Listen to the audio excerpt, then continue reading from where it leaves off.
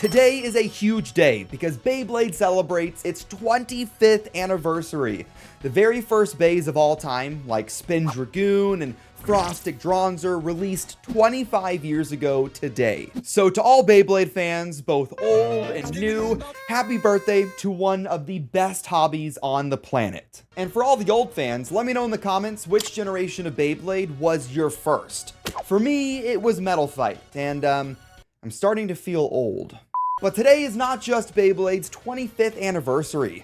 We also got some updates on some upcoming crossover bays like Pegasus and Valkyrie, and the news isn't great, to be honest. It's cool, but it's a bit of an L. Starting from the beginning, Takara Tomy uploaded a video going through the different dates of each generation, kind of like their original crossover project video. But then they started to get on to the bays that are going to be coming up in a set. Yes, these bays are in a set that comes out next year. Woo! We'll come back to that bombshell later on, but let's talk about the set. And the very first bay that is included is Dran Sword. Looks very similar to the original Dran Sword that released about a year ago now, except it has a holographic sticker. That's pretty epic. Kinda sucks it wasn't like a special recolor or anything. It just is a holographic sticker, but Dran Sword. And now we can move on to our very first world premiere, and that is Dragoon S in the Beyblade X system. First of all, the idea for this is great. Getting Dragoon, one of the most legendary and well-known bays of all time, in the X system is cool, but it has some problems. All of these crossover bays look really cool, although they are going to be coming out next year.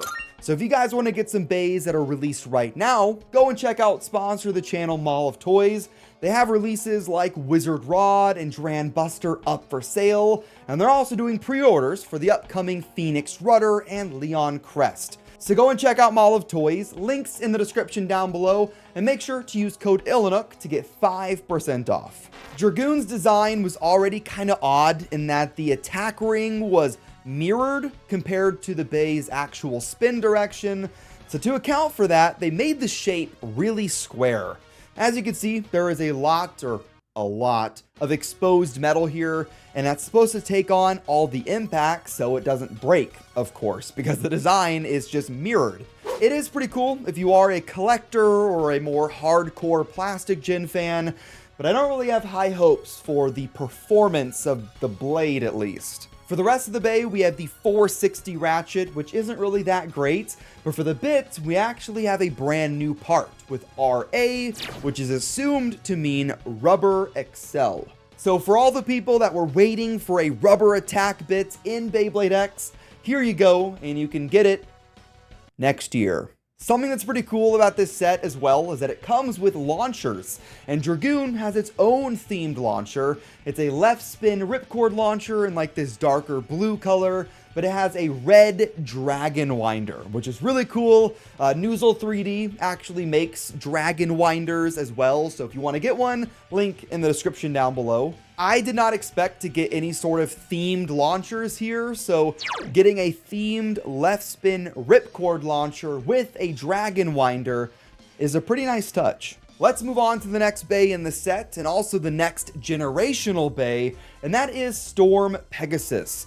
This one I have mixed feelings on, okay? So you see it from the top angle, and it looks pretty faithful. It looks pretty good. I think Metal Fight bays are probably the generation that's easiest to transfer over to the Beyblade X system. They are pretty simple in their shapes and their designs for the most part, but then you see it from a side view, it kind of looks like one of those XTS Tornado Battlers back from the Metal Fight generation, one of the weird Hasbro spin-off like toy lines.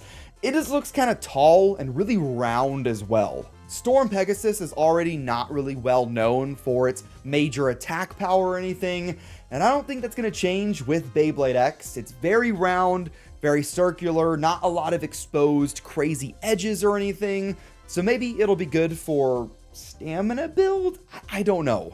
And for the rest of the parts, we have the 370 ratchet, which is pretty solid.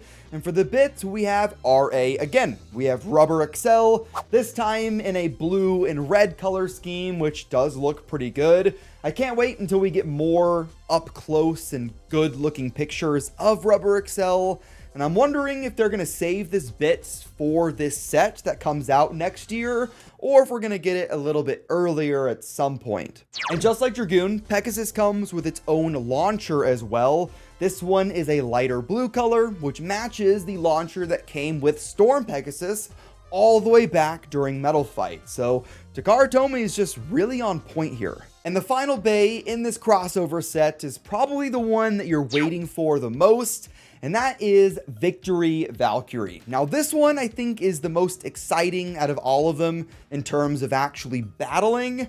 I think Storm Pegasus and Dragoon are cool, although they don't really have a lot of metal and their shapes aren't really amazing, so they're probably going to be more for collection more than anything. But Valkyrie here looks great. I think they did such a great job. There's quite a bit of metal, at least towards the outer edge. It also has a pretty aggressive-ish kind of upward slope on the Valkyrie wings. I think they did a really good job.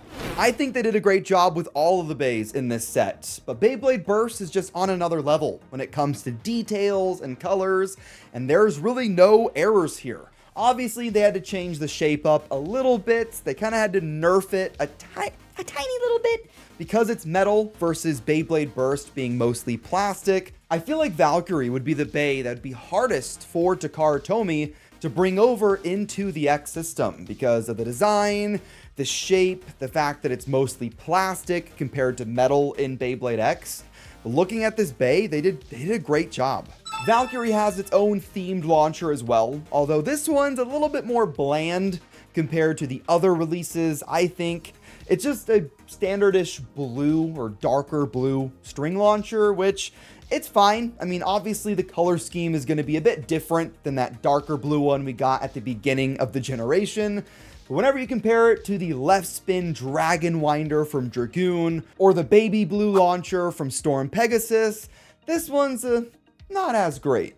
So what do you think of these crossover bays? Do you think Takara Tomy did a good job, a bad job, or kind of somewhere in the middle? And even though we've seen these bays in different prototype forms for a few months and we've been waiting for them, we're gonna have to wait just a little bit longer, or even a lot longer, okay? Because this set isn't going to be releasing until the end of March 2025. This is the part of the announcement that I think is a pretty big L, in my opinion. We've been waiting for Valkyrie and Pegasus news for months now, it seems. So we finally get it. We finally know what the bays look like, and it's really exciting. And then they tell us it's gonna come in a set, which is a Takara Tomy Mall exclusive. You have to kind of pre-order it now, between now and November, and then they'll ship it to you in March. I don't really like that. I'm still hoping we get these bays a little bit earlier than that, maybe as like a Takara Tomy BX00 release, something like that. But the fact that we have to wait so long and put our money down that early for it, and it's for a set, so you know it's going to be a little bit more expensive as well. I think the set is $70 USD, so it's not cheap either. I really have no idea why Takara Tomy would go this direction for these crossover bays. I do have two theories. One of them is they weren't able to get these bays produced in time, so they had to push production into next year maybe. And the second reason would be money.